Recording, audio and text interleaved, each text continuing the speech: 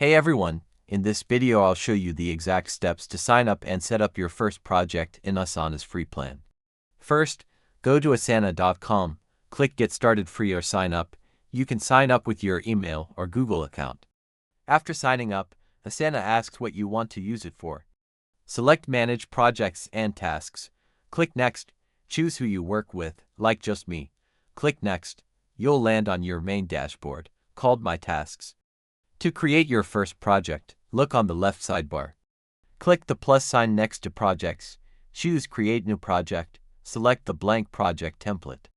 Name it, like Website Launch, and click Create. Inside your project, click the plus sign. Add your first task, type the task name, like Write Home Page Content, press Enter to edit.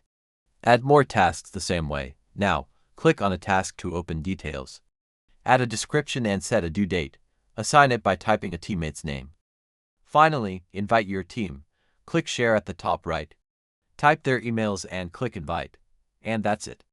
You've created an account, made a project, added tasks, and invited your team.